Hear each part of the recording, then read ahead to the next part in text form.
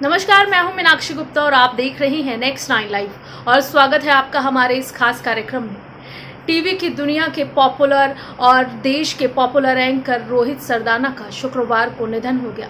उनके निधन के बाद से पूरा देश शोक में डूब गया और उनके परिवार के लिए ये तो जख्म कभी ना भरने वाले जख्मों में से एक है।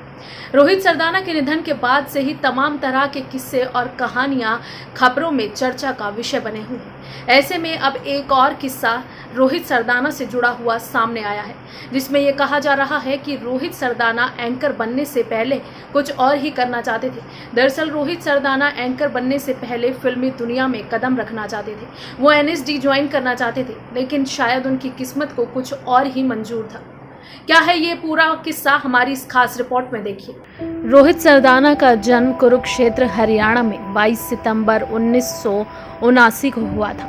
वो जाने माने टीवी पत्रकार थे।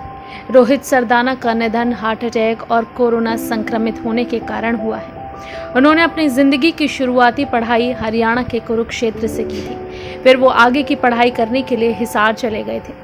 जब उनको अपनी ज़िंदगी में ऊंचाइयां हासिल करनी थी तो उन्होंने हिसार छोड़कर दिल्ली आने का फैसला किया था।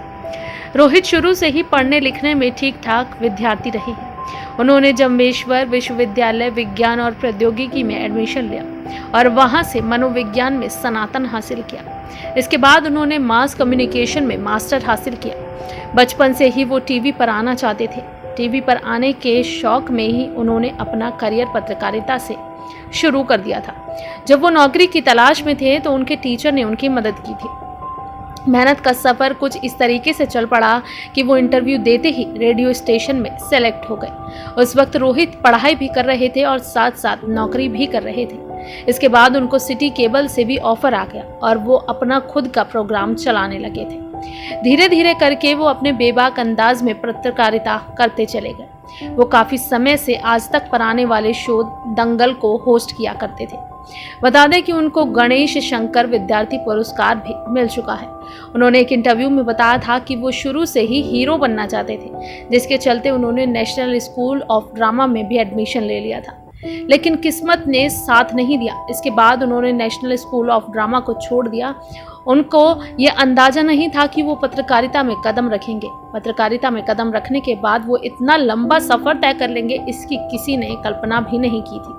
रोहित सरदाना का नाम टीवी जगत में काफ़ी जाना पहचाना नाम है। वो तेज़ तर्रार पत्रकारों में आते थे। जो भी लोग पत्रकारिता करना चाहते हैं वो अक्सर ही रोहित सरदाना के जीवन को आदर्श की तौर पर लेते हैं। उनके बारे में जितनी तारीफ़ की जाए उतनी कम है। वो भारत के प्रसिद्ध पत्रकारों में से एक हैं। वो कई बार संपादक के तौर पर काम कर चुके हैं। रोहित सरदाना एक हिंदू धर्म का पालन करने वाले परिवार से आते थे। उन्होंने अक्सर ही समाज के बीच मौजूद अविश्वास के मुद्दे पर बहस की है। रोहित सरदाना का जन्म 22 सितंबर को हरियाणा के कुरुक्षेत्र में हुआ था। वो हरियाणा के ही मूल निवासी थे। उनकी पत्नी का नाम प्रमिला दीक्षित है। रोहित सरदाना की 2 बेटियां हैं, जिनका नाम मिट्ठू और काशी है। वो अक्सर ही अपनी बेटियों के साथ अपनी फ़ोटो सोशल मीडिया पर शेयर करते रहते थे और दिन भर की रोज़ाना अपडेट्स विवाह अपने सोशल मीडिया पर डालते थे। उन्होंने अपनी पढ़ाई कुरुक्षेत्र हरियाणा से ही की है। स्कूली शिक्षा प्राप्त करने के बाद वो हिसार चले गए थे। हिसार में उन्होंने गुरु जम्बेश्वर विश्वविद्यालय विज्ञान और प्रौद्योगिकी विज्ञान में स्नातक हासिल किया। फिर उन्होंने कम्युनिकेशन में मास्टर्स किया और एंकरिंग की दुनिया में आ गए। उन्होंने अपनी नौकरी एक रेडियो स्टेशन से शुरू की थी। उन्होंने 1.5 साल तक सिटी केबल में काम किया। कुछ समय काम करने के बाद उनके मन में आया कि वो कुछ बड़ा करना चाहते हैं, तो वो अपना शहर हिसार छोड़कर दिल्ली की तरफ चले गए। अपने शुरुआती समय में उन्होंने ETV में काम किया था। कुछ समय के लिए उन्होंने हैदराबाद में भी काम किया था। उनको क्रिकेट की ज़्यादा नॉलेज नहीं थी, लेकिन इसके बावजूद वो हमेशा किसी बड़े विशेषज्ञ की तरह ही उनको क्रिकेट की ज़्यादा नॉलेज नहीं थी, लेकिन इसके बावजूद उन्होंने क्रिकेट के कई मुद्दों पर चर्चा की। वो हमेशा किसी बड़े विशेषज्ञ की तरह बात करते। वो जी न्यूज़ पर अपना शो होस्ट करते थे। साल 2017 में उन्होंने जी न्यूज़ छोड़कर आज तक में एंट्री ली थी। वो आज तक में मशहूर शो दंगल चलाने लगे थे। उनके नाम पर माधव ज्योतिष award, best news anchor award और सेंसुई बस न्यूज़ प्रोग्राम अवार्ड मिल चुका है। बता दें कि जब पद्मावती फिल्म आई थी तब उनकी कंट्रोवर्सी बढ़ गई थी। उन्होंने उस वक्त कह दिया था कि ये तो अभिव्यक्ति की आज़ादी के खिलाफ काम हो रहा है। उन्होंने कहा था कि कभी कोई फिल्म का नाम सेक्सी आयशा, सेक्सी फातिमा क्यों नहीं होता है। ऐसे में इस बात से पूरे मुस्लिम समुदाय ने घोर विरोध किया था।